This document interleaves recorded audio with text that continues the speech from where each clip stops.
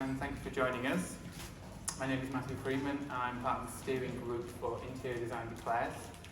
And today's event is part of the London Design Festival, celebrating and promoting London as a global design capital, showcasing London's creativity, bringing together leading thinkers, practitioners, educators for an unmissable celebration of design. Interior Design Declares saw this partnership as an opportunity to celebrate today's speakers, their achievements and championing the Interior Design Declares pledges. Excuse me. Our programme features three pioneering designers. We have David Chenery, we've got Michelle Pollard-Smith, who is a client from GAILS. Thank you for taking the time to be with us. We have Nina Woodcroft and Erika Suzuki. To some of you, Interior Design Declares might be fresh and we want to try and introduce that to you. So if I could introduce Kat, who's my colleague, she's going to talk through Interior Design Declares and the pledges. If you scroll on there. Oh no, wrong one. I can.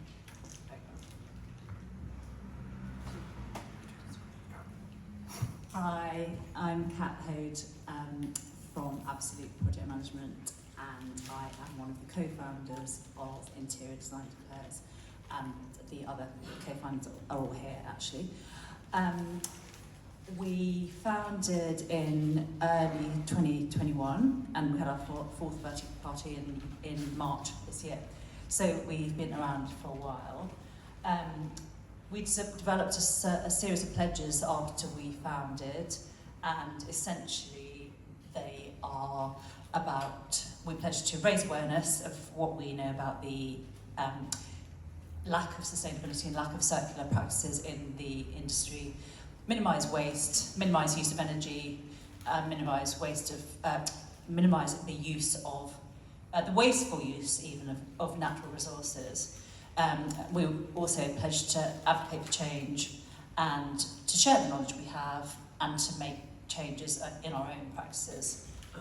We said we would, and we have, worked collaboratively, and we want to ensure that sustainable, leading to circular, leading to regenerative one day design is inherent to all projects that we're designing or working on.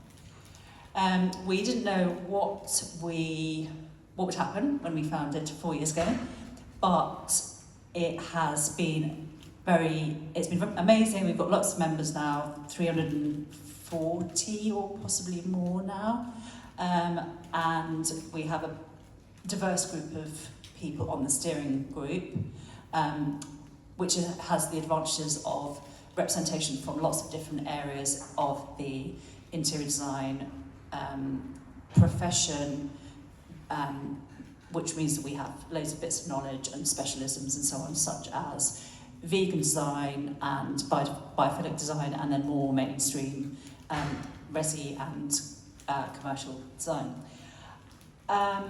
We are completely voluntary, and all the founders and most of the steering group also run their own smallish businesses, so it's actually amazing what we've achieved, given we've had to squash the time to do that into our very busy lives. But we're super proud that we've achieved so much already. We are asked to talk at events, whereas before we used to have to hustle to get to the events at all. We have a really well populated website, which if you haven't gone on, you should do, as we have loads of resources. We issue a super informative regular newsletter to supporters, which contains lots of the new resources and lots of other information. We've held two really well attended and well received birthday parties, which were a mixture of, social and focusing on particular topics in breakout groups. We're supporting a lot of important campaigns. One current focus is on changing the law to ensure toxic chemicals are removed from fire retardant treatments, which are at the moment required for almost all UK soft furnishings. This event focused on our pledges and how they and their aims have been applied by three innovative and impressive, as Matt said, designers and their clients. Other cool things we've done, well, what I think are cool things are members, signatories to IDD have held their own event, well, obviously working in this field and have done cool events such as Surface Matter, who are at the back, have recently done a project with Bank of England recycling obsolete banknotes, and there was a presentation in the Bank of England with the furniture that they'd made out of those banknotes yesterday as part of the design festival. The other thing we're doing at the moment, which is kind of noteworthy, is helping people in the US set up Interior Design Declares US, which will hopefully be quite impactful, because obviously there's a much bigger number of designers and clients there. So I'll hand back to you, Matt. Cool. Thank you very much.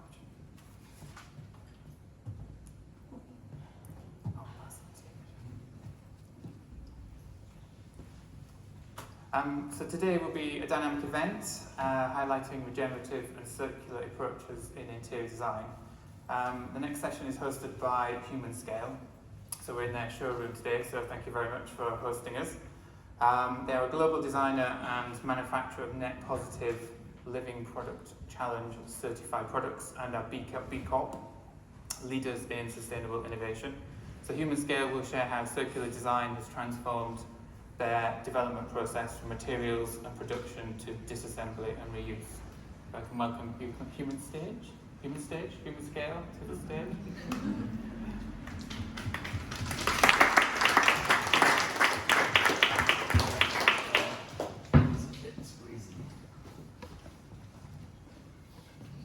Alright, can I pinch the microphone, Michelle?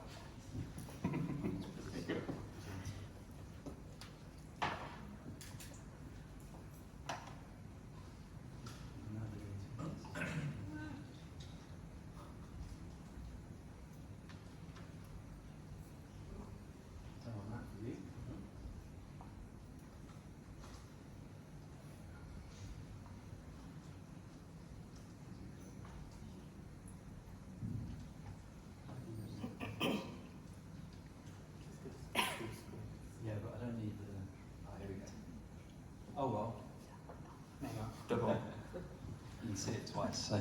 Hi, yeah, my name's Andre Lucemont. I'm the A&D Director International for Human+Co. I'm also one of our sustainability ambassadors, and we have a network of ambassadors across the globe, and that program's under the guidance and leadership of our Chief Sustainability Officer, Jane Abernathy, who really does lead the charge for all things sustainability for us. I'm going to give you a short presentation which I gave during London Climate Action Week for Living Future Europe, and also a session in the morning with Grimshaw. And the presentation's about regenerative design, and more specifically, discovering the power of circular design in products.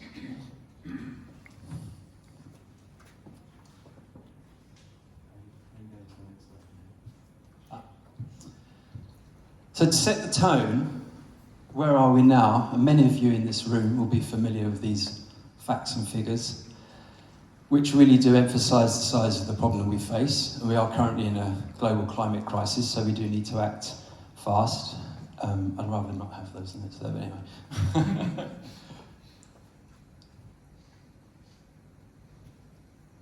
do we get rid of that?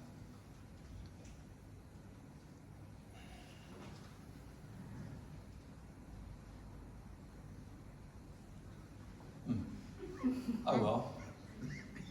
Can I reduce that one? Yeah, that's better. So first of all, 40% of global climate emissions are from the building industry, the industry which I'm sure the majority of us in this room work in. 50% are from embodied carbon, and 30% of embodied carbon is from furniture.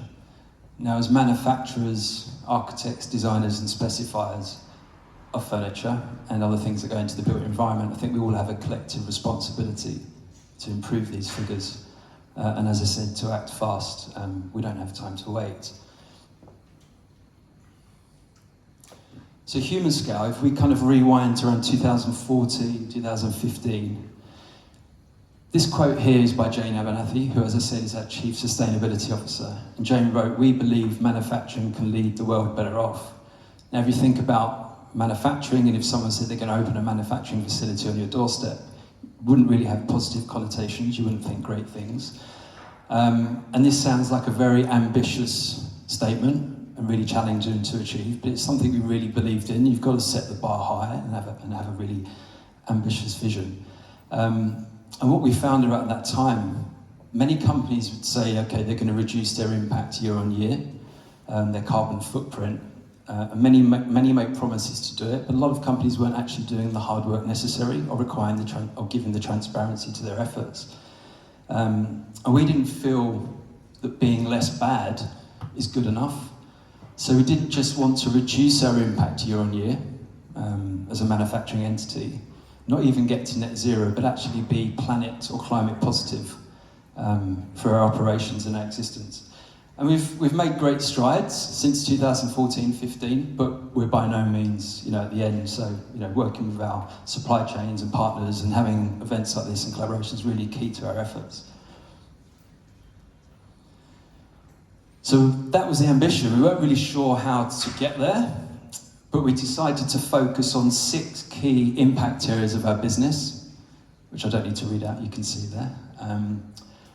And around the same time, we were introduced to the Living Future Institute, and they had their frameworks or their programs such as Living Building Challenge, Living Product, Declare, and also the Just for Social Equity as well. So they had their frameworks and labelling systems. So we started to work closely with them, and they were the perfect frameworks to guide us and to create transparency on our journey or our quest to be planet positive. So we started working closely with Living Future Institute then, and we still do today.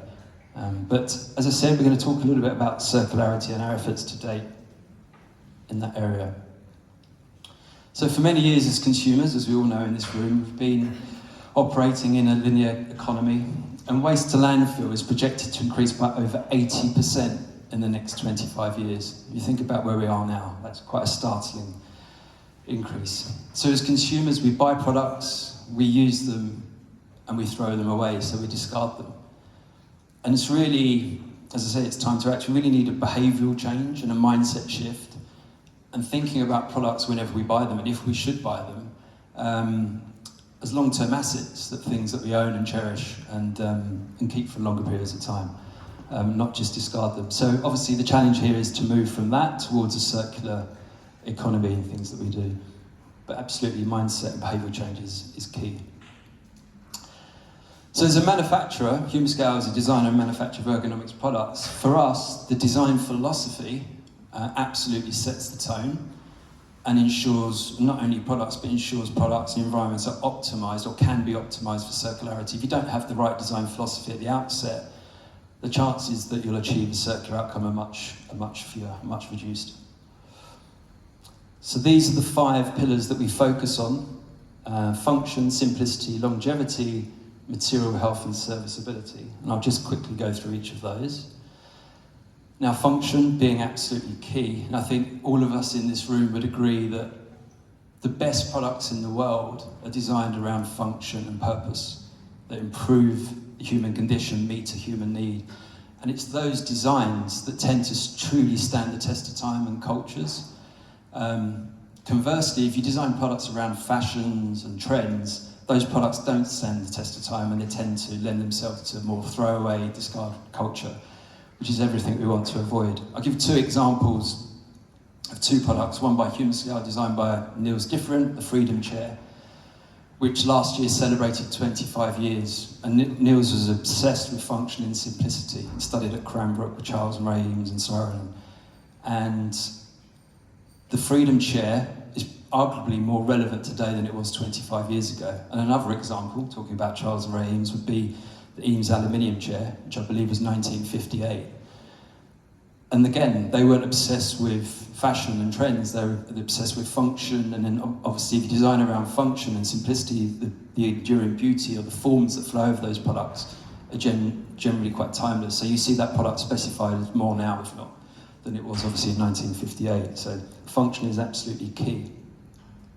Simplicity, as an ergonomics company, it's really important that products are easy to use and simple.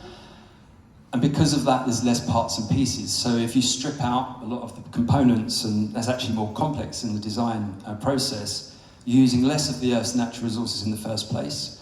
So it's reducing footprint, but also products are much easier to refresh and reuse later on. Again, longevity. So the design detail and the material selection is absolutely key to ensuring products are durable, stand the test of time, and can be used second, third, and even fourth time. Material health, which was just touched on there, we use the Declare labelling system, as I said, by Living Future Institute. But if the purpose or the idea is to reuse these products, we prioritise using healthy materials, essentially. So we don't want to use any products that are on the red list, because otherwise those toxins are going to be recirculated back into the environment, so we need to avoid that. So we prioritise healthy materials. And then last but not least, which is really important, is serviceability. So serviceability for us is about design for disassembly. So our products are designed in a modular fashion, which means they're easy to disassemble and reconfigure and reuse. Absolutely essential. So they're the 5 pillars. Here's a quote by the legendary designer Niels Different: "Sustainability is the byproduct of efficient design." Couldn't agree more. And then just a couple of examples before I hand back over, in terms of our journey towards circularity. So I've spoken about the design philosophy, but what are we doing in terms of the actual space with our products? So 2 examples. One is called Refreshed, and the other one was a take-back pilot that we did about 18 months ago. So Refreshed, we have tens of thousands of products, task chairs I'm talking of specifically, in situ in major cities around the world. So we've just kicked off Refreshed in France, and we'll look at other markets. The UK will be a really important market for us. So it's about actively going back out and talk to our clients that may be 4 years into a 5-year lease, or 8 or 9 years into a 10-year lease, which under the traditional CapEx model, they buy furniture, then write it off, and they discard it and go again. We want to avoid that. So we want to go in there, engage with them and say, look, you've had these chairs for 8 years. We can come in and actually give them a second lease of life. So we're really being proactive in those conversations and trying to shift their mindsets. So it's very simple. As I said, it's an in situ, on-site program. So we go in with our service team, do a seating audit of the existing product, provide a renovation package proposal, so replacement parts, schedule, obviously planning with the scope of works, whether they're moving, staying in situ, or whatnot. We can be really flexible. Set up a system on site where we can replace all the parts and pieces. Obviously the benefit of that as well, you're reducing the footprint. So many refreshed programs, you have to take product away from the site to a factory or another location, bring it back. We don't need to do that with these products, which is fantastic. Carry out the repairs, and then we give a 5-year extended warranty on the life of those products. Another example, which is much more complex because of the cost and logistics and who owns what, is a take-back program. But we trialled this, as I said, about 18 months ago. It was with one of our design partners. There was around 100 Liberty chairs.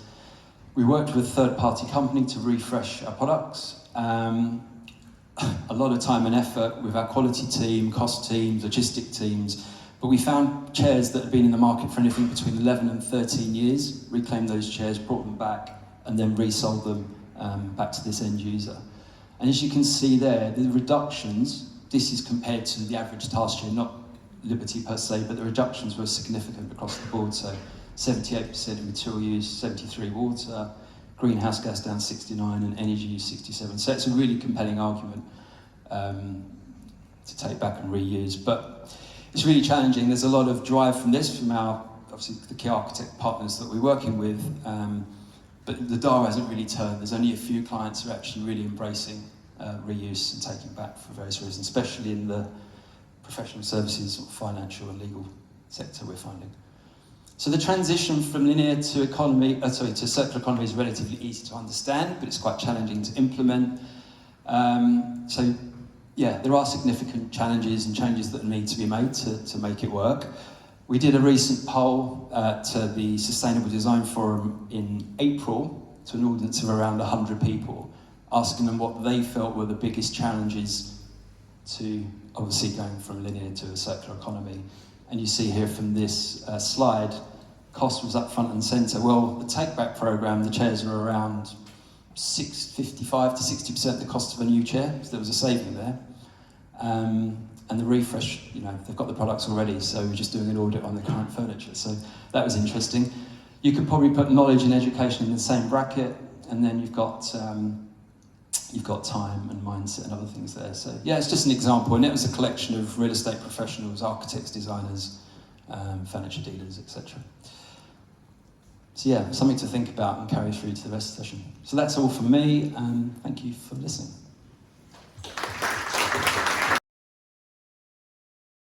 Right, thank you very much for that. It is my pleasure to introduce our first speakers of this evening. So David Chenery. David leads sustainable hospitality design through his studio Object Space Place, using restorative design framework to embed circularity, reuse and whole life carbon thinking for each project. David is joined by Michelle, who's head of property for GAILS. So they're going to talk about how sustainability has become core to their brand's ethos. I was going to start off by, how did you two meet, and did you have similar frame of mind in terms of sustainability, or have you educated one another along the way? That's a big question. Is this on? Yes. First of all, my business partner Brendan's here, so I'm not going to take full credit for leading the RDF and everything we've done. So I think that's quite important. We met because I think I hassled Brett, the property director, for a couple of years, just saying like, hey, look, we're really good. Come work with us if you ever fancy it. And you were looking for more designers. And then we started having a conversation, and I think in that process we met and we said, hey, this is us. We do this sustainable design thing.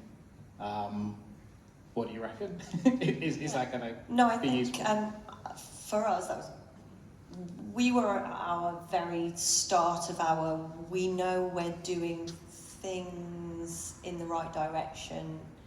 We tend to not use the word sustainability in GAILS because it's so overused. We tend to use waste not. Okay. It means more for us and our products, but it means the same thing. But we knew we were doing some good things, but we knew we didn't have the knowledge within our own network. So when David and Brendan said, we know this, we were like, great, teach us. Let us experiment on you. Yeah, we basically went, teach us. And I think the setup that we've got within GAILS, and certainly with our concepts, we can play with them quite a lot, so they're not carbon copies of each other, which means that it allows us to play a lot more than businesses that maybe have certain styles with what they do, and it just means that then we can be flexible and try new things without it affecting what we do and how we do it. I think it's actually quite interesting to reflect on the difference between product design that we've just seen from human scale, and you're setting up systems and you're looking through supply chains and you're trying to solve the problem so that when it then cycles through over and over again, it's getting a better result.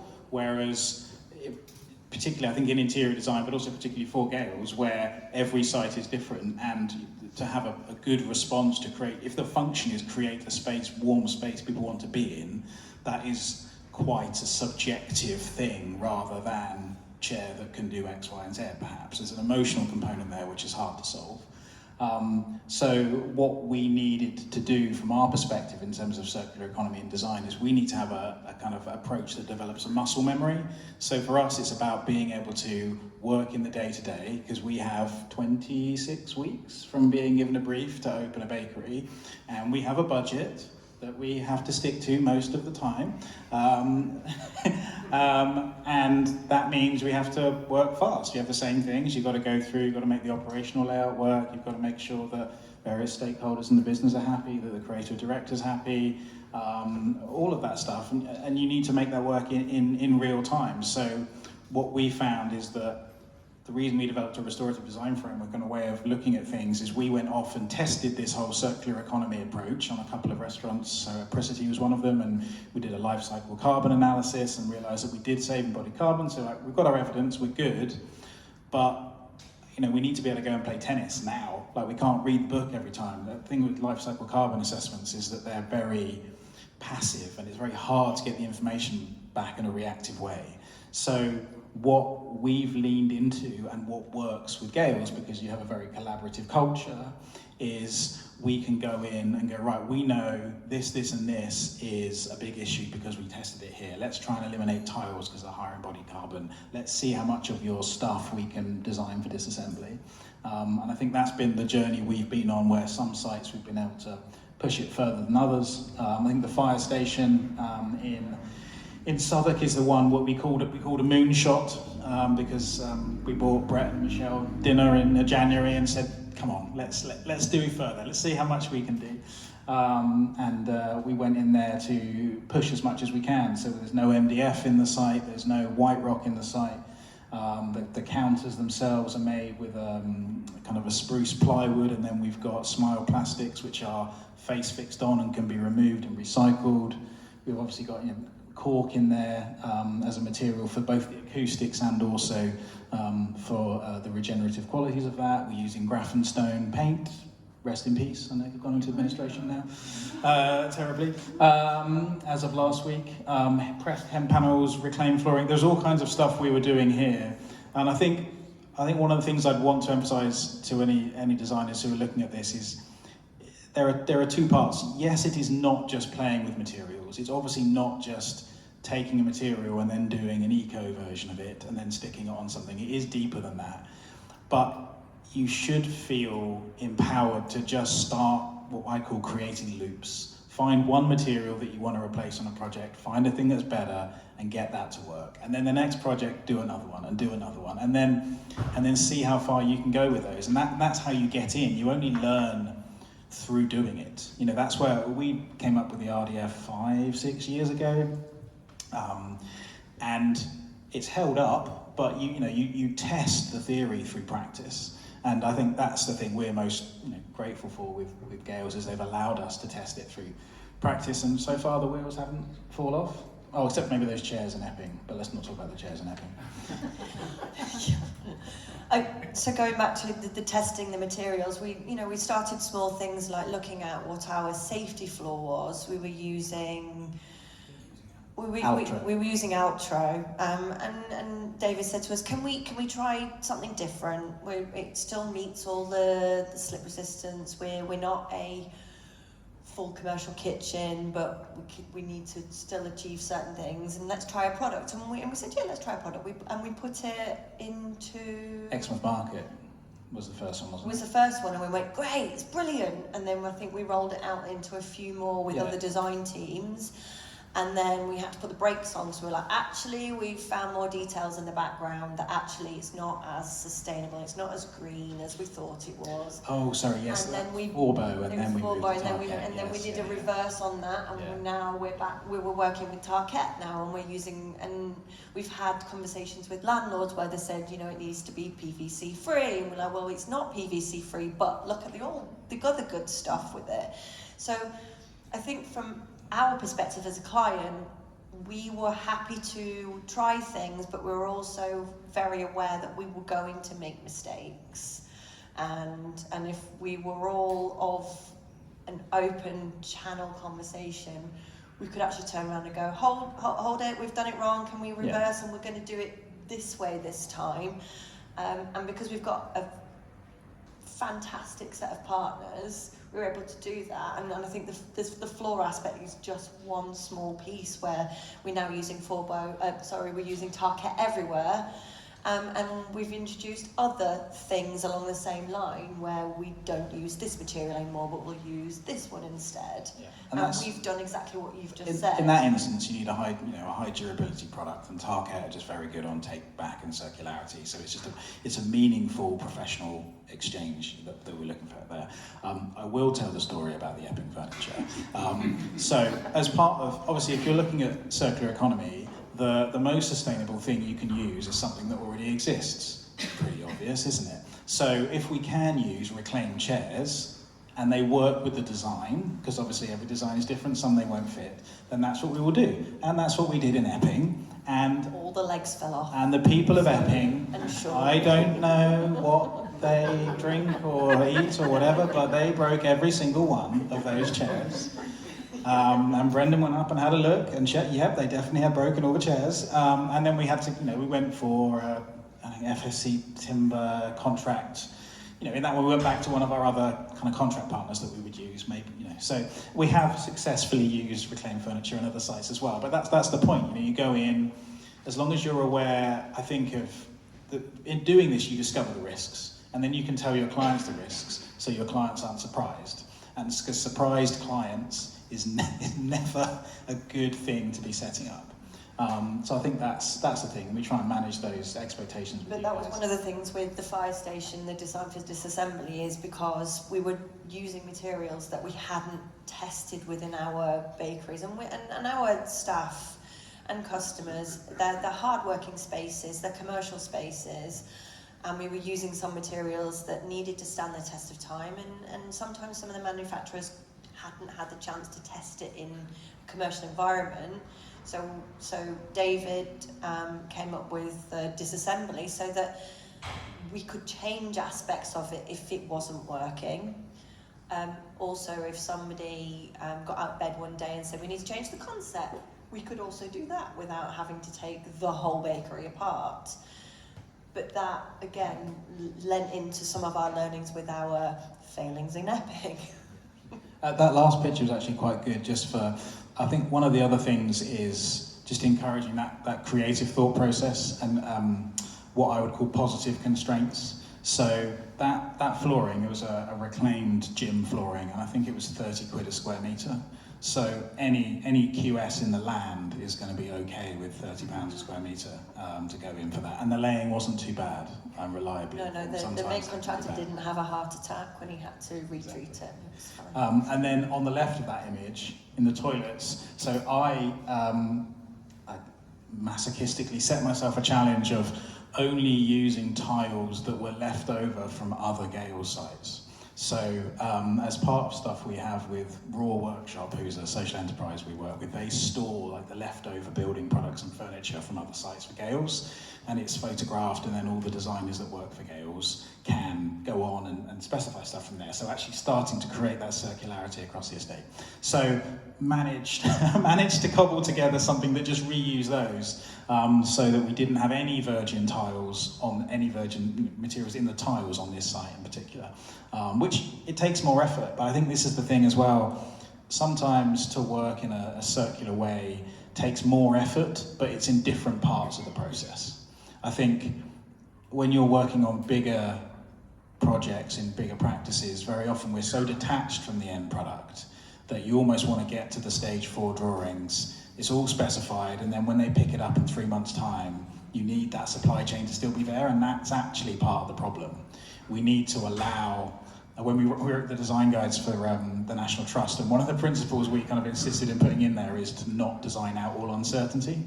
You need to allow that so that the designer can get this through the kind of the process of it actually being built, if you want to be as sustainable as possible. And it is more fun, if I'm honest. It is more fun, in between the stress. So when you all go visit the Southwark Bakery, go into the 3 toilets, not all together, because you'll see that they're all different. I mean, it's hard when you go to a bakery that you're not going to use all 3 toilets, one would hope. But they're all different, and that's because that's the tiles that come from so we've set up a system called GAILS Hub, which Social Enterprise Raw Workshop manage for us. We take on lots of sites, and they come in all shapes and sizes. Sometimes they're white boxes, shell sites, and sometimes they are businesses that have literally closed up one day, locked up and walked away, and everything, including the kitchen sink, is still in there. We can't necessarily use it within our own business, but through our relationship with Raw Workshop, they're taking that furniture away, equipment away, raw materials that we might have stripped away off counters, and storing it in the hub, and then it gives our designers a chance to work from that and say, well, I like those chairs, but can we respray them, or can we sand them down or stain them, or actually really like them as they are.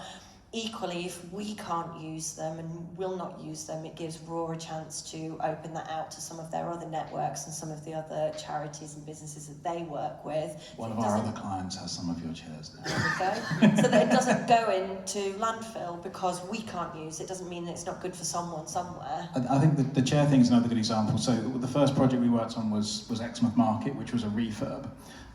So in there, it'd been open for, I don't know, 10 years or so. And we went in there and we wanted to keep the chairs, but we wanted to refurbish them and use them again. So to do that, we were going to take them out, get them sanded down, resprayed them back into the site. GAILS wouldn't let us close for more than 3 weeks. Obviously, it's an open bakery, it's making money. So it was not possible to get that loop to close on itself within the 3 weeks. We couldn't get them all out. Raw workshop couldn't process them and get them back in time for opening. So what we actually ended up doing, and this is the benefit maybe of a bigger system, is we took them out and then we designed them into the next bakery we designed in Henley-on-Thames, because we had a longer lead time for the next project. And in that instance, we've taken the chairs out, they're not being wasted. I think it was £50 a chair to refurbish them, and they've gone into the next site, and maybe you might spend £150 a chair on a new contract chair for GAILS. So, Raw is a social enterprise, so you've got social impact, it's cheaper than a new chair, you're not wasting anything, like it's a win-win-win. And I think that's what I mean about trying to see in the projects, the loops that you can set up, and just see which ones are going to work within the context, the commercial problems you have to solve. That's one of the things I was going to ask you about. Is this a Goldfinger table? Yes, that is a Goldfinger table, and that is not cheap. I was just going to ask, how do you manage your budget across the whole project when you know you've Yes, got something David, that's how do you high manage your value? budget? I was briefed on that question before. I think we do a very good job, actually. We take a kind of owner's mindset to this. I think, Michelle is better placed, but broadly, there's a budget for stuff that's going to cost the same for every site. There's an oven, there's a prover, there's this, there's that, there's the kind of mechanics of the engine that's going to go in. Then there's an amount that's required for lighting and all this other stuff. And then there is a figure that is going to be expected to be spent on joinery and on some finishes for the walls or ceiling or features or the loose furniture, planting, etc. And we've done 20 bakeries now. As you work with any client for a period of time, you get a sense for where the budgets go and where they don't. And if we're going to specify £8,000 table, then we'll have a £30 a square metre floor. Like you just balance it out. Yeah, I was going to ask if you manage Yeah, that. And I think that's something that we've always given the designers a flex on. Is at the end of the day, they're developing their concepts. Our bakeries are a jigsaw puzzle. They've got similar parts, and they all need to come together so that the customer and the operational flow works. How the designers put that together is up to them, but if they've got a part that they're hanging their concept and their design on, then they can play with that budget, but it has to be swings and roundabouts across that. But it's a conversation piece, and it's a case of, well, you want that, if it meets our timescale and we can rob a bank for it, great. But how are we going to manage the business's expectations on a budget? And it is just a conversation, and we don't win at it all, but we don't just play today, to. I've specified, I was looking at some lava stone, beautiful, wonderful from stone, for a counter working on, and I had a good chat. Got ahead of the conversation, sent the drawings, had a chat, came round to my house, looked at the samples, what do you think ballpark? And then I got a quote today for 30 grand in 60 days, and that's the end of that conversation. I'm now going to go and find a different material, and we start on site in 2 weeks, so that's going to be good. But it's the same. Everyone has the same process, right? It's no different.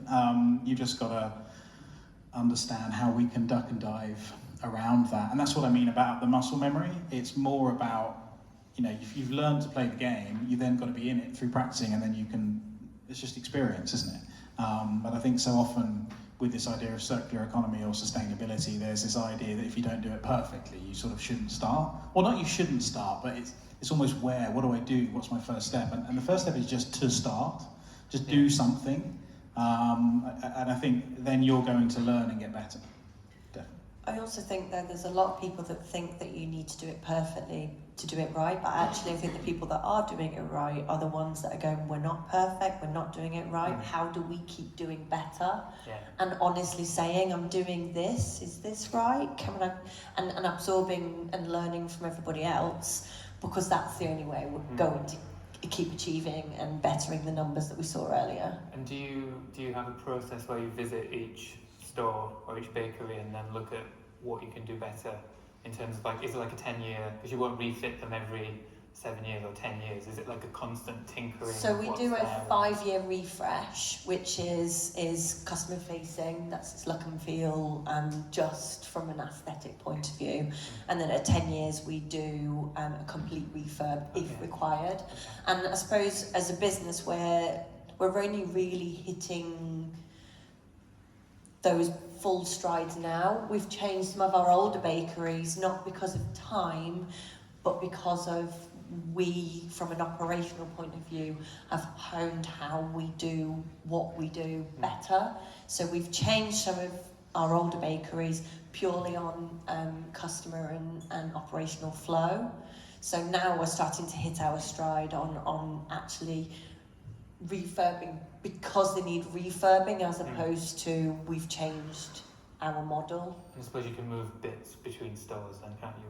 Yeah, and then I think that's some of the things that we're now finding with having, because we're a bigger animal, we're able to use and lean into services like Raw Hub of saying, well, we know what we're doing next, so we've got a whole set of furniture here, having it ready, and that whole circular economy of shifting it round, so we can have furniture ready to go into a new one, because we know the ones we're going to take out, we know what we're going to do with it, they're not going to stay there, they're going to move into the next one and the next one and the next one. So we're not buying new, and we do have to buy new, but because we are in the world where we've got enough space, time, we can shuffle things around to help, not throw things away Matthew, for no reason. the slide with the marble table with the hole cut in it. That one. Yeah. So this is actually, again, an interesting thing just around circular economy. So before we did this site in East Sheen, which is an old bank, as a lot of GAILS seem to be, they said, hey, we're stripping out this other site. There's a load of marble to come out from the countertops. Do you want to try and do something with it and reuse it? And we thought, brilliant, that's amazing. Send us the dimensions, send us the photos. There's 10 slabs of this stuff that's going to come out. Only 8 of them made it out because they just broke, they were glued down, they weren't designed to come apart. So you've got this material that's however many millions of years old, probably been in for 7-10 years, no one's fault. But that's the reality of this amazing material that we then can't use again. But the ones that we did, we decided to just celebrate their previous life. So this is one table, complete with cable hole, still there, not covered, not plugged, just left there, just so I can imagine the staff get asked every single day. It's fascinating if you sit there and listen to what the staff have Chinese whispers, what this hole is for. It's fascinating what they've come up with, and you're like, wow, that's really creative. No, it's just a cable hole from an old counter, but they've created it into something bigger than it is. But that's all it was. It was just an old till counter. And yes, we did glue pennies to the wall. No, they've picked them all off now. That didn't work either, but it wasn't expensive. Somebody has stolen all the pennies. And then in Henley here on the left, you can see, so those are genuine reclaimed roof tiles, which again worked with the kind of the placemaking around Henley and how that worked. There was an issue with fixing, so they had to go back and change the fixings, but that worked. That's done pretty well over time. This is Manchester King Street, so Kinetech, the K brick. So we built a whole counter, so it's not slips, it's actually built with bricks internally. Obviously it's a lot of material, but the reuse potential of that by keeping it in its whole form just makes more sense to us. So again, kind of experimenting with that. And on the right hand side, again, that's downstairs in King Street as well, and that's Ferresso. Probably people have heard of or used Ferresso. It's lovely, really durable, works really well. And then this is the Beast project we worked on, which is Hawley Wharf, which is the GAILS headquarters. So this was 11,000 square foot with a bakery and training academies and meeting rooms and Roy, the creative director's creative baking studio, and the head of bread, and all kinds of stuff. But we'd applied the same principles there. You know, how can we make this something that has the lowest impact environmentally, but is a space that people want to be in? And this one's actually Teddington. Again, little experiments here. So that's pineapple leather on the right-hand side on the upholstery, which actually is worn very well after a year going back. And then the Tile adhesive. Yes, and the wall is tile adhesive. So I had a thought. If all of the embodied carbon, or most of it, is in the tiles, why don't we just use the adhesive and not put the tiles on? And it's brilliant. I went back after a year. It's got sealant on it because it will absorb. But if you seal it, it works really well. And the decorators on site were amazed. They actually they thought it was going to be a nightmare, but it turned out to be pretty good. But yeah, just a selection. I mean, that's the other thing. That last one there. So this is Marylebone Village, which has just opened. There does come back to some really basic architectural principles, which is if you have a space that has lived a life and you can just let that be, you can just furnish that. You don't need to over-design into it. You know, if you've got the scars of that and you can find some pieces that, you know, use some authentic materials, then you're going to get there. I mean, we have a kind of one question sustainability policy we kind of ask every day is, what is the least can we do to be excellent? And I think the reason that question works is because there's a tension in there. Being excellent isn't up for debate. It's got to deliver on the experience, whether it's residential, commercial, office, whatever it is. It's got to deliver because it can't be an apology. But the tension is, what's the least I can do to get there?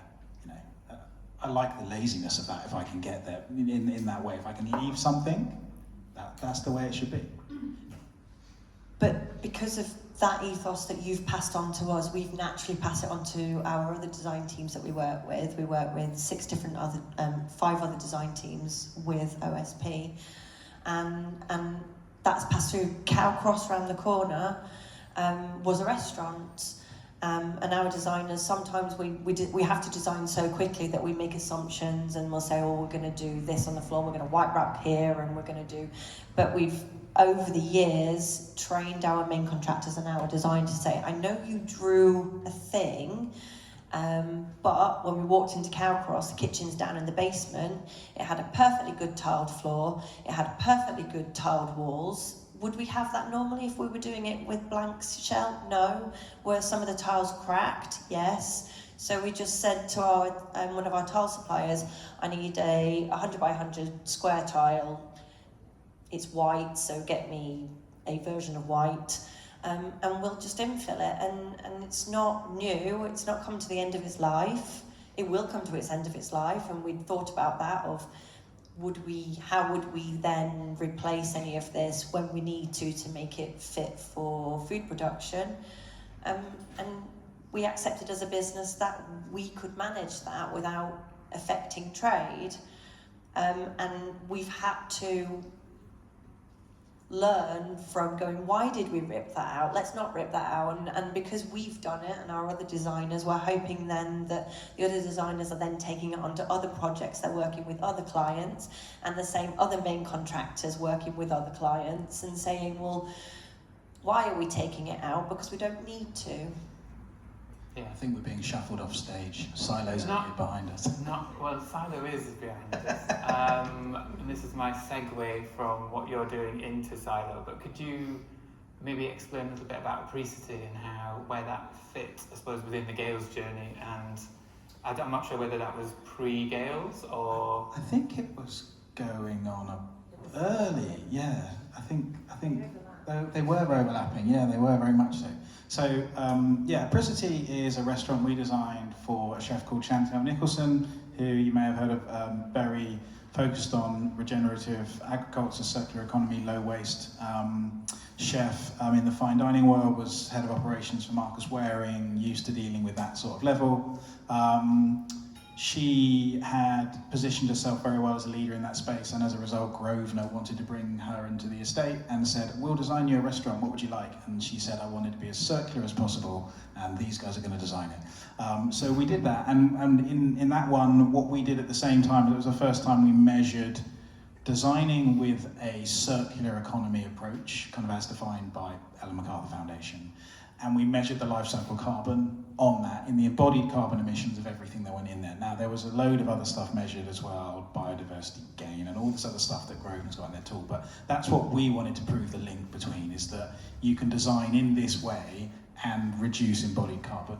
And across that project, there's loads of stories, there's loads of other stuff going on in there, but the point is we saved, I think it's about 38%, or was it 41? I'm getting confused. I think it's 41% of the embodied carbon compared to a typical fit out of a restaurant.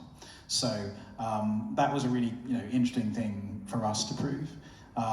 We did things like, there was an existing staircase at the back we had to take out because it had to be handed the other way because it just wasn't efficient use of space. But it was a timber staircase, so we got the contractor to take it out carefully.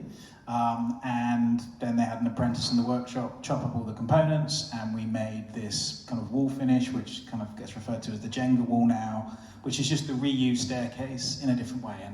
And the good thing with that is you just get a great story. Everyone sees it, everyone identifies with it, everyone touches it. Saved carbon, probably wasn't cheaper in that instance, but apprentice got some work for a couple of months, so that's a positive thing.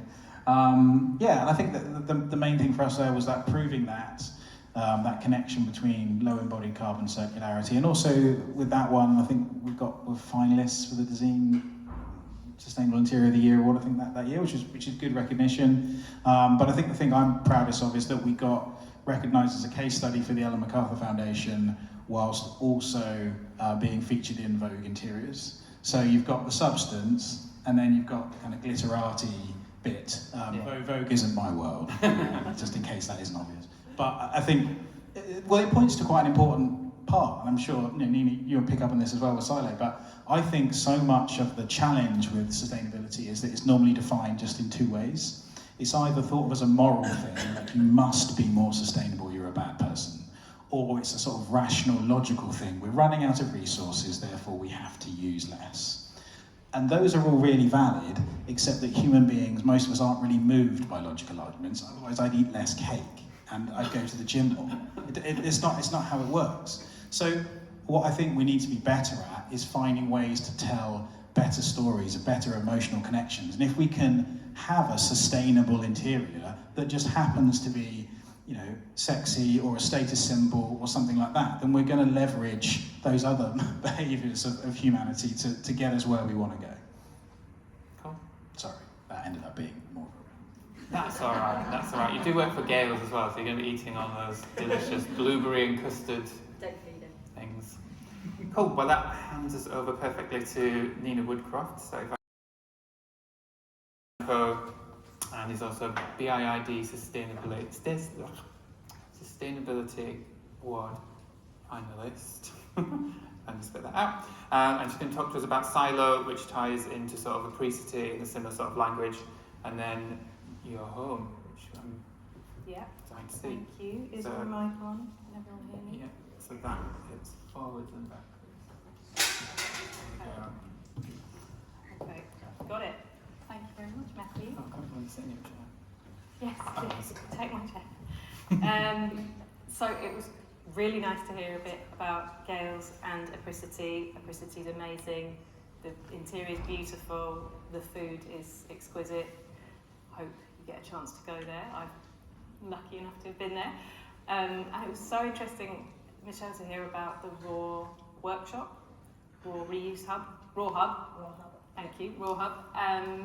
And if you can do it, if GAILS can do it, I think that can be rolled out further. I'm working with landlords like Shaftesbury, British Land, probably Grosvenor. They should be taking a leaf out of your book and introduce, they have the resources for sure and the money to set up something similar. So we have to talk about that more, please. So 6 years ago, I designed a restaurant called Silo. It's in Hackney Wick, and it was for zero waste chef Doug, who is at the hearth there, Douglas McMaster. He started in Brighton. No, he started Silo in Melbourne, where a colleague challenged him one day to make a restaurant, a pop-up restaurant without a bin. And he did. And he is absolutely fanatical about not having a bin. There really is no bin. So he has all sorts of wonderful tricks he uses in the kitchen. Lots of fermentation happens, and really nothing goes to waste. There's a compost machine for waste left on plates, which obviously can't go back into the system. And it extends to, so he wanted to work with me so that he could extend that idea as far as possible into the interior of his London restaurant. And so to do that, we worked with materials that were circular as far as possible, so either made from waste, like Smile recycled plastics, which I'm sure we all recognise here, cork, locally felled timber, and the front of the bar is upcycled leather from the shoe industry. We grew furniture from mycelium. You can see it on the bottom right there. Not easy. I think this was the first place that it was put in a commercial environment. The first batch arrived. It had been, very frustratingly, wrapped in cling film for transport, and it wasn't fully dry, so it was rotting. It was rotting inside. But I guess what that leads me on to say is it's great that we have clients in the world who are willing to go on this journey and take some of those risks with us. They were worried, and I said, no, it'll be fine. The maker took full responsibility and made it all again. So it was all okay in the end. We topped that with, I'm going to say vegetarian fleeces, sheep's wool fleeces made by someone in Devon who felts the sheep's wool that's been sheared, so the sheep is fine, it's still in the field, and she felts it all together with good old-fashioned elbow grease to make. So we thought, let's protect the seats, you know, so that was a cover for the mycelium seats and glass on top of the tables, and they've fared quite well. They've actually been moved in the restaurant because they wanted to get more dining tables in, but they've fared surprisingly well. You can also see in this picture and this one some lighting that we designed and made. So there's a potter who actually moved from Brighton with the restaurant silo and now has his studio upstairs above the restaurant. And Doug has been collecting, he tried doing wine on tap, didn't work. I don't know whether that was the quality. I think he couldn't get the qualities and types of wines that he wanted to be serving served in that way. So they do have bottle glass, and Doug doesn't trust outside recycling systems because they can be very inefficient, sending things off. They might end up being shipped to another country and burned or whatever. So, so he bought a bottle crusher, a glass crusher instead, and he crushes all of the wine bottles. And I experimented with the potter upstairs, you know, what different grades can we crush that glass to, how could we mix the colours, and we just did loads of experiments really and turned it into wall lights, they were really effective, and the design was fairly low risk. It was a disc with a hole in it that we could put a bulb through. So it was a way that we could create quite a low cost point, low price point, but really interesting design feature. The pendant light is made from seaweed and paper pulp by a guy who collects this seaweed from the beach near his parents' house in Wales and boils it up with old newspapers and then presses it into a mould. they didn't go right the first time either. I think they were also going mouldy. We had a lot of mould on the project, but he was very good and sorted it all out. And I think the design and sales of the silo light has proven successful for him. So supporting small makers is something that I feel very passionate about as well. And so having that room to explore and play with different materials is, well, it's a privilege really. I'm very, very glad that I have the opportunity to do that. That's just some close-ups. And that's a wider shot. We use cork on the floor, and the cork product was new to market at the time. You may all know of it now, but it's I think it's branded as Corker, and it's an engineered floor, which I think traditionally cork floorboards had an HDF core, which made them less durable because if they get wet, then the HDF in the middle blows, and that's it. But this floor has a cork base layer, a cork middle layer, and a cork decorative top layer, and it is suitable for commercial environments, as Silo will show. Yeah, so that's really successful too. I love cork. It leads me on to my house. I love cork so much that I wrapped my house in it. So I bought a house in Tottenham, me and my partner, that was a 1970s detached building. It's just 20 centimetres off our neighbour Maureen on the right. And we think it was built for the Salvation Army building next door as a sort of clergy house. And it was not a cool 1970s building. It wasn't, you know, one of those lovely things you see on the modern house. It had a couple of features that we tried to save, but it was also extremely cold and drafty and no insulation anywhere in floor, walls or roof. So it was time for a refurb. So we did a deep retrofit of the building. I chose cork on the outside. I chose cork because it's a regenerative, truly regenerative material. So it's the bark of the cork oak tree, Quercus suber tree.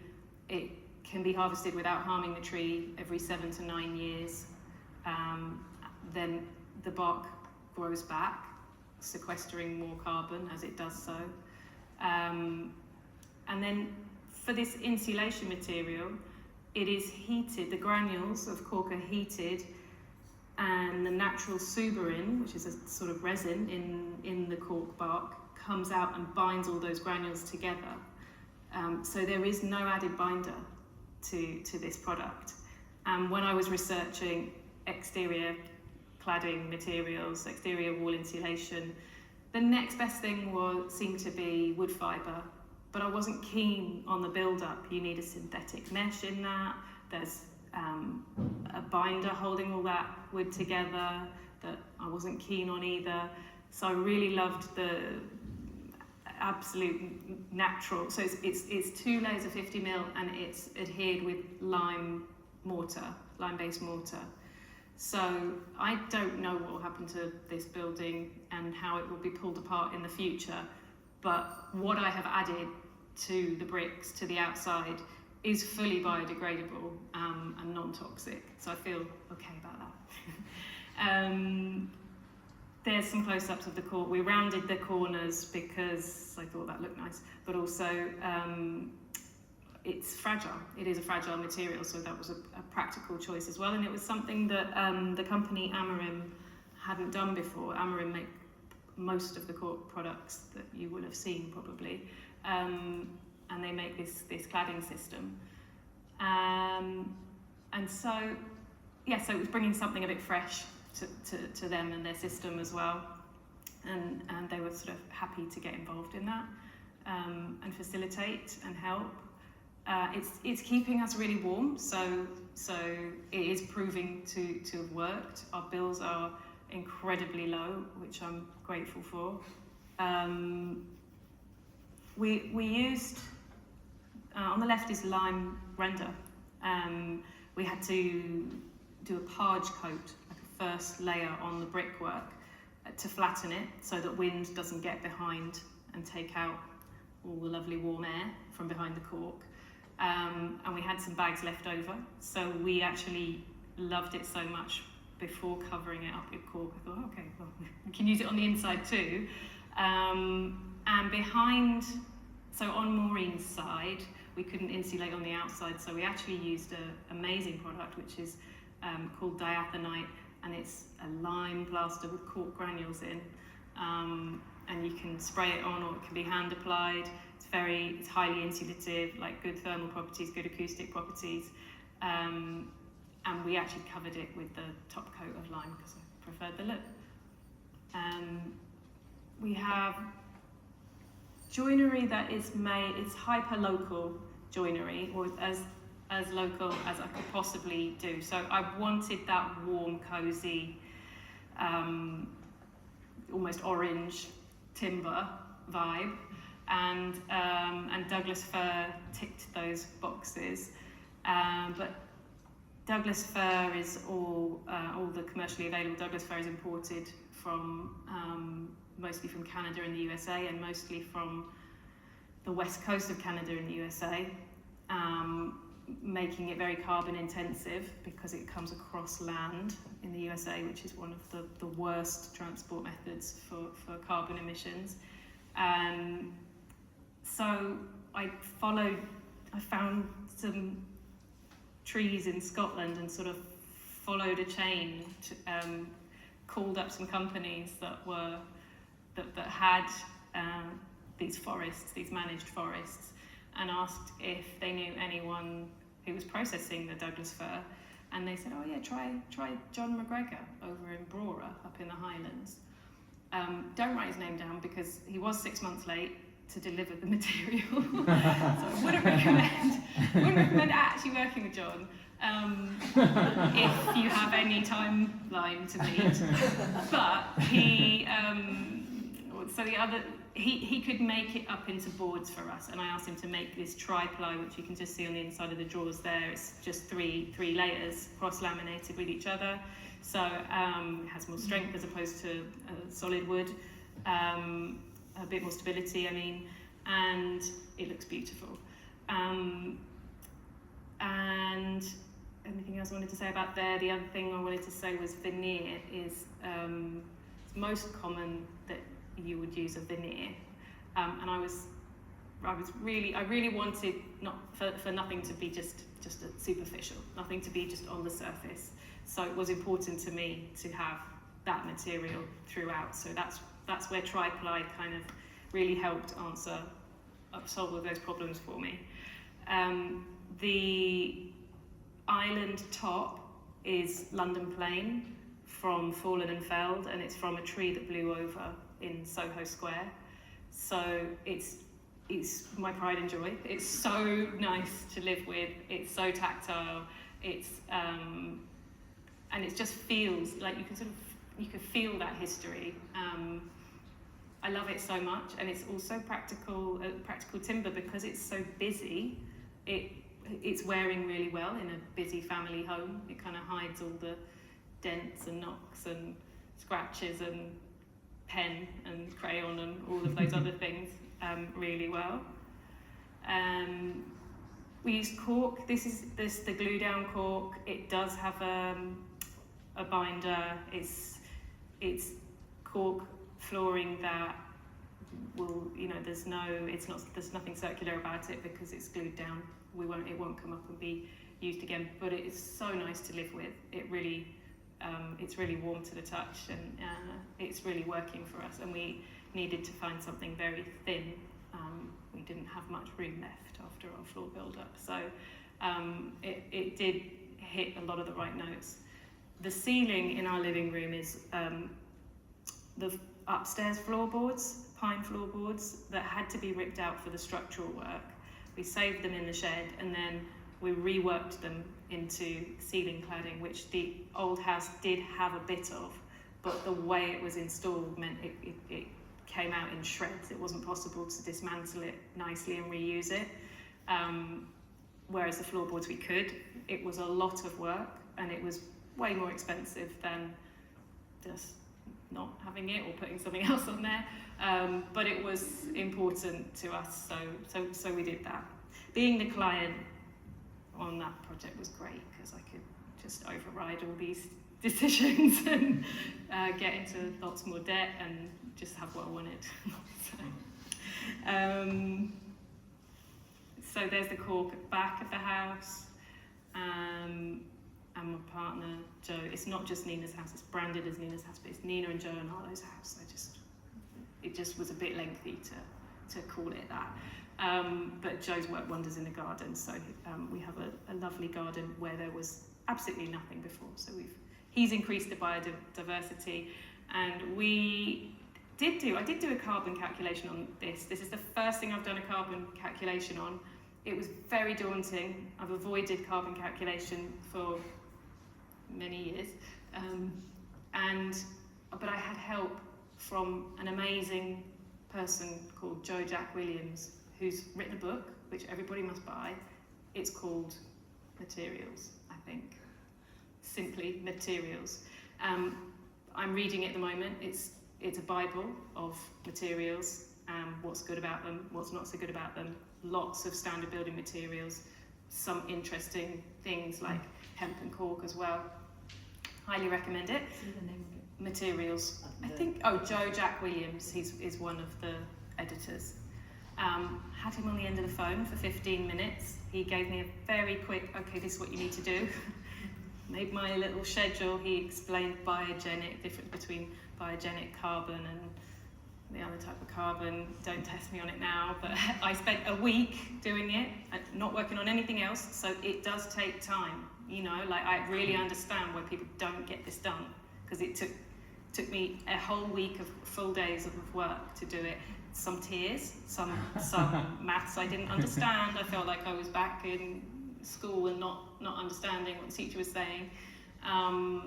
But AI did help a little bit with that. So I did burn a little bit of carbon whilst trying to figure this out. But I found out, and I had Joe Jack Williams check all of my calcs, that through the use of natural insulations like the cork, we use sheep's wool internally, can't remember what else we used, the lime plasters, we sequestered twice the amount of carbon than we emitted through the building works. So I was really thrilled to find that out. Thank you. I'm going to take that for doing the calculations, because it was all guesswork. I just followed my instinct, on using the right materials. But I think it shows that it does work. If you do use natural materials, if you do trust your instincts a bit on it, maybe not every project you have to do the calculations. Just maybe trust that actually you've been using the right kind of materials. You probably have saved carbon. If you don't have the time and the energy and the space to get into the maths, then just trying to make those right choices, I think, is helpful. I think that was it. Yes. Perfect. Thank you very much.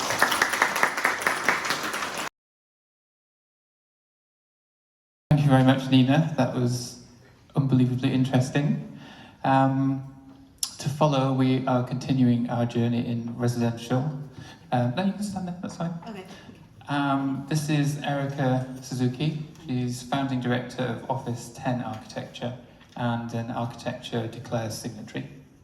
She is going to talk us through the Greenest House and her architecture practice, Office 10 Architecture, and sort of meander through the journey of how she ended up with the Greenest House. Yep. So, thank you very much. Thank you. Thank you for really interesting presentations before. I felt I learned a lot already, and then I just hope, the Greenest House would give you a little bit more information about it. So I think to talk about Greenest House, I need to start with Office 10 Architecture. it's me and under Sleed. We founded Office 10 Architecture in 2017. And we're also academics. I'm teaching at the Architecture Association for the last 8 years and then undertaught at the University of Greenwich. So we're a small architectural practice, but with lots of ideas. We also started a joinery company called 10 in 2024, responding to our clients' kind of needs. And also we created Greenest House initiative, properly announced to the world this year in Venice Biennale. So Office 10 is a London-based architectural practice dedicated to the quiet power of preservation and renewal. We give new life to existing spaces by tackling complex challenges across architecture and beyond. Since 2017, we've honed an approach that maximizes existing space and adapts it to contemporary living, guided by the belief that functionality is key to good life. We focus solely on what's necessary to minimize environmental impact and create diverse spatial experiences. Drawing on our native Japanese and Anders' Norwegian traditions, our work combines the natural beauty and strengths of raw materials with considered construction techniques and functional layouts. By aligning these elements with the needs of our clients and society at large, we create spaces for a more intentional way of life to unfold. So our design ethos is functionality is key to living a good life, and we believe in power of architecture to improve lives. And architecture as the connecting thread between inhabitants, their communities, and the architectural profession itself. These are some of the examples of our works. This kind of ethos extends to our education as well. So with our design brief for universities, we always work with existing buildings. These are some of the works have done by the students. You kind of see existing and how new can accommodate and then coexist together from the past and into the future. As I mentioned, 10 is the joinery company. So this is a project called Apartment with a Mezzanine, the first photograph I've shown you. It's a 60 square meter flat, so you need to really maximize the storage space, and we kind of needed to design a storage space because there weren't proprietary furniture. Or like if you put IKEA, it would just take so much space. And so we started to think about like how can we actually create sustainable and beautiful and also easy to construct, not bank breaking type of joinery. So this is our office kitchen, and we were doing a kind of dry fit out to test the ideas, and then a client came in and said, I want that. So we got our first commission, and it was still a test of where to source the material, who's going to cut it and how to design it, but I think we're getting there, and we had kind of interest discussion with the clients how to, again, like maximize the existing space, because basically Office 10, we deal with lots of retrofit and refurbishments. That led to other commissions. I think we are getting better with, responding to our clients' briefs. So Office 10 is like Office 10 academic teaching, and 10 led us to Greenest House. For us, through these journeys, it became quite apparent that our kind of overall theme is preservation and renewal. So make the most of what's already there to keep waste to an absolute minimum, like Eva said, and adding value to existing spaces with functional, durable solutions designed with the future in mind. And the Greenest House is the one that's already there. So that was kind of the beginning. So the main topic of today, Greenest House, it probably started around 2019, I think. We read this book by Roger Zologovich, Shouldn't We All Be Developers? And then it was quite punchy front cover. We need more homes, and that's a fact. And we need volume, light and character. We need liberated rules. We need imagination to unlock forgotten small plots. But in Office 10, we have been always almost working in refurbishment with existing buildings. So it's really rarely have a new build. We do have some new build projects, but so we said, what if we apply this idea to the existing building? Can we actually do something with existing buildings? So then in the office, we just like started to discuss in between ourselves, what do we actually want to do? We want to create a system environmentally sustainable.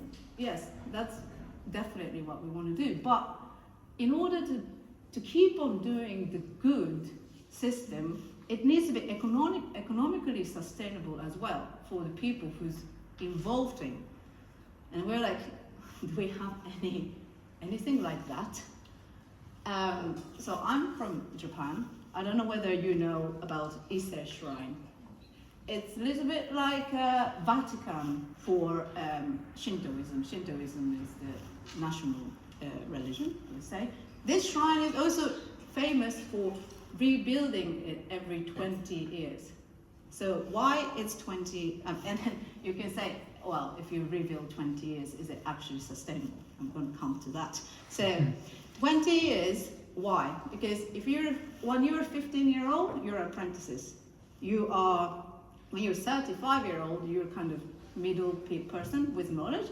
55, you can run the group of team. So the knowledge transfer, that part is quite sustainable. So as I said, imagine this is like a St. Petersburg Catholic, right? So when we demolish one side, which is kind of weathered, on the right-hand side of the screen, everything is dry fit with like mortise and tenon, so you can deconstruct it. And these materials would be sent all over Japan in the different small shrines. They would use it because it's a kind of sacred material. And in order to also build the new part, you have 20 years, or actually more, but grow the trees. So it's a vast like forest network in that area, supporting the local jobs. And I don't know whether you know Shinto gods. Maybe you have watched Spirited Away by students. Yeah, so they're pretentious, they're angry, they're hungry. You always need to feed them, to please them. So the farmers who grow vegetables, rice, from rice you make sake, and then all these things are kind of supporting the economy.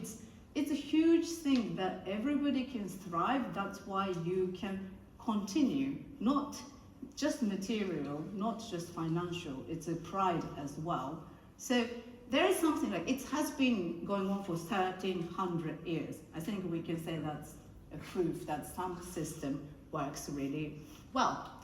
You can have like, artifacts that people wanted to visit, this wood print, and then samurais made a procession to show that they are going to the shrine. But I was saying to Anders, but if we do Greenest House, do you think people will join? Like, I was a little bit pessimistic about the whole world, doing something good, do people join? I mean, now, like Interior Declare, you have lots of people joining. So he said, well, in Norway, there's a thing called dugnad, and I can read that. Dugnad is a Norwegian cultural concept for collective, voluntary community work rooted in historical practices of mutual aid and communal tasks, often followed by a social gathering. So apparently in Norway, you as a citizen, you kind of join this dugnad twice a year or something, cleaning the street, paint, and origin was probably like farmsteads that like, oh, this year we're going to fix Eriksson's roof, and then next year it's going to be like Anderson's roof, etc. So there was kind of community spirit to help out each other, and then it can continue if we have good intentions to help each other. So after all this, we came up with this diagram. Basically, it hasn't really changed. So the idea of Greenest House is that we acquire a house. Imagine like a Victorian terraced house on the top that's grey, haven't been touched at all. And then you can increase the size. You know, you can imagine rear extension, side extension, loft extension. That's kind of very standard thing that everybody does. And usually what happens, if this was a developer's project, they would just split in half and then sell it. Because of the increasing value from sheer amount of area you added, and then also creating another unit, there is a profit in it. And it is a proven concept that many developers have been doing. But we said, hold on a sec, if we don't take the profit, if that profit stays in the system, can we use this marginal profit to do green upgrades? Air source heat pump, solar panels, external installations, MVHR, I don't know. If everything becomes communal, like if this is like smallest scale that we imagined, but if in theory, like technically, you only need one air source heat pump to probably heat all the 2 flats. But you know, if it was planned ahead, we have this power of the communal kind of technology share, so we can do it. Then with this, the plans are accommodated to the modern living. You know, we can provide better design. We sell it, and then we acquire another house. You know, we are increasing slowly the number of the sustainable building stock in the market. So this, we came up around 2020. 2021, we started to feel there's a change in the market. So Office 10 had a commission. This is like fully kind of first eco house. You can maybe call it externally insulated, no gas, air source heat pump, and we really followed this like, minimum demolition. This is left is before, right is after. So you can see it is, you know, the same space can transform if there is a good design.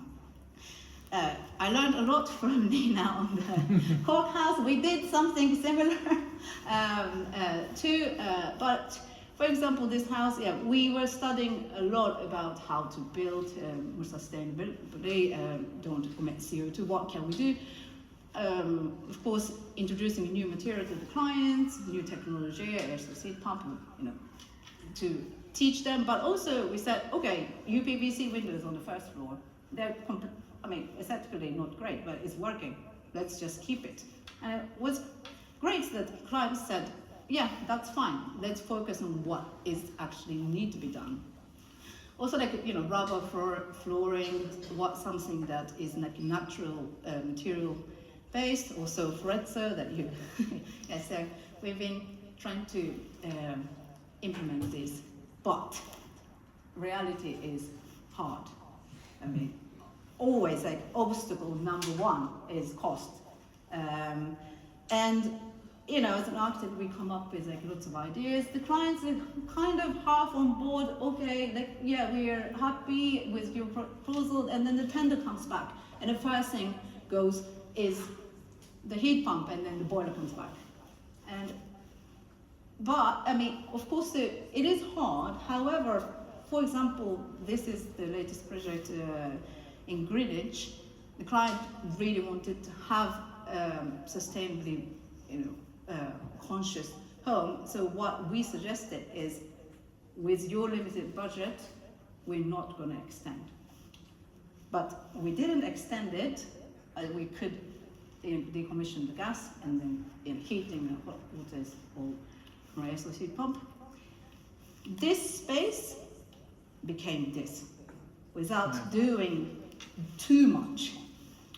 This space became this. So I think as a designer, we can have quite big impact, and we can lead our clients to a certain way. Also, this house is in a conservation area, so we couldn't externally insulate. We internally insulated, and we used Adaptabate's breezer plaster, which is a lime-based plaster rather than gypsum-based. So it is carbon negative almost. So the knowledge really helps to create a better home, but design can also help to achieve what clients need. Another obstacle is legislation and the planning policies. So this is the apartment with a mezzanine. This is first, second, third floor flat at the rear of this big subdivided flat, so purpose-built flat. We even paid the deposit for the air source heat pump, but there wasn't the tiny flat roof we had in this project. The calculation came back and said it doesn't have enough space because heat pump usually need lots of air around it. But this flat doesn't own rear garden, and then there is a huge actually front garden, but the Brent Council said no, you can't put heat pump. So it's a big obstacle. I think that's why we need to get together to try to challenge the legislation, planning policy. I think if the mass demands, I think the rule needs to change, and I think that's why we're here today. Obstacle 3 is knowledge. I mean, our knowledge as well as our clients' knowledge. So in lucky case, we learn something new. Client says, let's try. We're ready to try, test, and pay. This project, I won a little bit, and then I lost as well. So external insulation, much better glazing to keep the heat in, like minimize the loss of heat, that's achieved. But when it comes to adding solar panels, heat pumps, I was told it doesn't make any financial return in our lifetime. I'm like, yes, but okay. So there's a generational gap as well. We can feel that. Yeah, we are saying, but you have your kids and maybe potentially, but that didn't fly. So anyway, yeah. So we're kind of constantly fighting, I think, and then it's the reality. You know, some clients come to us with budget, and then we try to realize their dream in trying to also teach them, educate them, put all these good things in. But ultimately, right now, I mean, with this system of designer and then a client relationship, you always depend on the final decision of the client because they pay for the project. So that's why we wanted to create something. And then this Greenest House initiative is something that we can drive to change, drive for a better future. Because we can't just wait and pray and then some amazing clients come with lots of unlimited budget in front of us. And come 2024, somehow European Cultural Centre contacted us and they say, do you want to present your work at next event's Biennale? And we're like, whoa, okay. I think we are getting better with our design, and but what are we going to show? And then we said, okay, let's launch Greenest House. We have been thinking about it for so long, we have been drawing these diagrams for so long, we just need to do it. And we didn't know where to start. We can't just do it alone. So we contacted the Alliance for Sustainable Building Products and then UKGBC. We were actually architects declared signatory since 2023 or maybe earlier. But anyway, we checked lectures, contacts, who would like to be in Greenest House, and I just started. It's kind of sound mad right now in hindsight. I just started contacting all the members of ASBP, like just cold calling them. We have this great idea. You have a great material. Do you want to be part of it? And yes, some people responded. And so before Venice, actually, we had Adaptabate, that carbon negative plaster and plasterboard. They provide Adaptabate. Bronze&Co is the linseed paint. So if you compare, say, VOC Vox emission to petrochemical-based paint, there's no emission. It's a very good product. Surprisingly, Cleveland Steel, they wanted to be part of it, and then you were like, why do you use steel? We often need to use steel for extensions, and they do repurpose steel. And it was so fascinating that they told us residential refurbishment projects are perfect for repurposed steel because you just need one or two, small portion. You don't need multiple same profile steels. And we have so much steel in workshop, we can just use them. And staggering numbers, the steel emits CO2 in production, and if we could use even sending it from, I don't know, somewhere Birmingham to London, for example, you can actually save 90% of CO2 emission compared to using a raw steel sent from, say, China, right? So they signed up. EcoDuct is a pre-insulated ductwork. So, for example, if you want to use air source heat pump or MVHR, it's pre-insulated, so there isn't any loss in the heat transfer. Sisal wool is they supply the internal natural insulation made from like a coffee bean sack, and so it's kind of Sisal plant based, and then also wool carpets or the recycled wool. So already the insulation is recycled material. So they signed up, and then also after the Venice, we got JAWS Sustainability. They got consultants who actually does calculation, like LCA calculation for us. So we're not doing it by ourselves. Agricabuild, they make actually internal and external installations through agricultural waste. So one of their main products is called Wheatex. We eat the wheat, but what we're going to do is the other part. So they make it. Natural building system is a cassette type. It's a kind of alternative to, I think, as a SIPS panel, like with natural installation. They use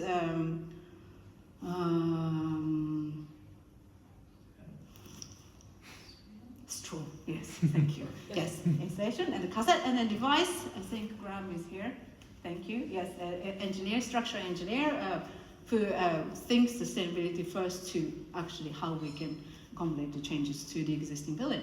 So we're now getting bigger. So yes, we went to Venice Biennale. So really, this was kind of, we wanted to do this to actually get out there to show how great idea we have. It was a little bit maybe naive, but I think we had quite a lot of feedback.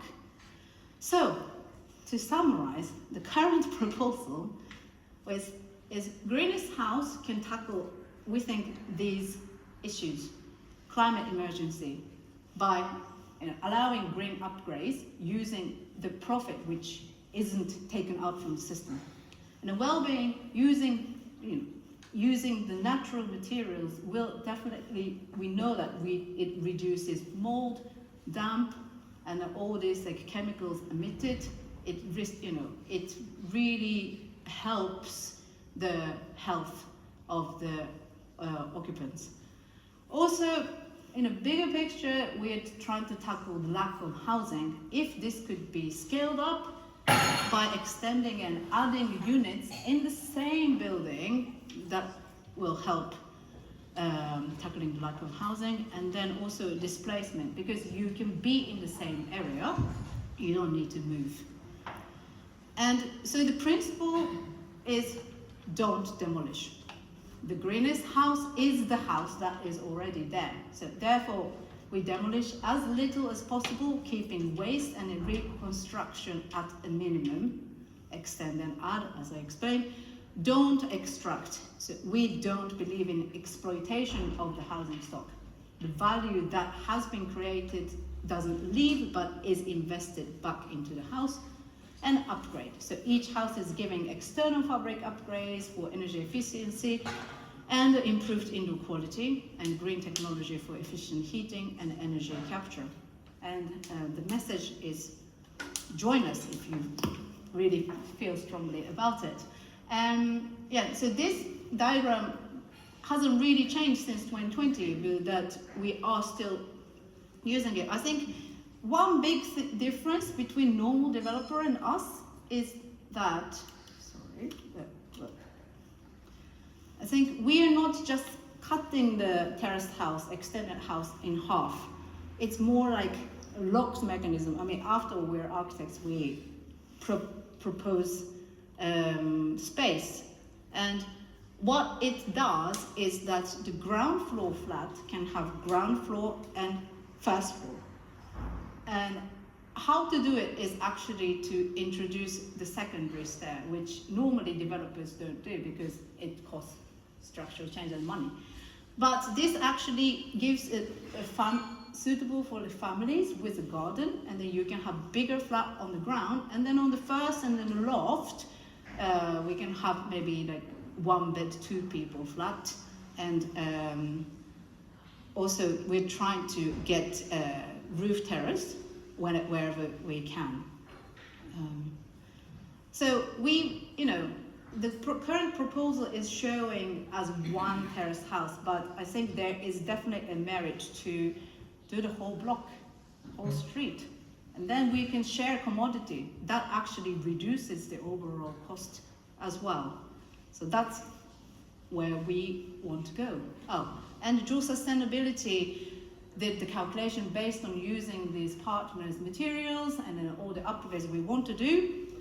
It has been demonstrated that Greenest House model to be capable of achieving an improvement of 90% CO2 emissions over the existing and extension scenario, and then a 75% over the typical upgrade and extension scenario. So we know that, I think, as Nina said, we know we're on the right track. We're trying to do better than what we can do, but this number was quite amazing. So not just proposing the system, but I think the internal design needs to be nice. These are the current designs. Obviously, the first project, what we're going to get, it needs to change slightly, but this is kind of where we are. So if you're sitting in the audience, if you're sitting on a big chunk of money which you want to do something, well, come to us. But also, you don't have money, but you have passion and knowledge, join us, because I think that's how we can make change.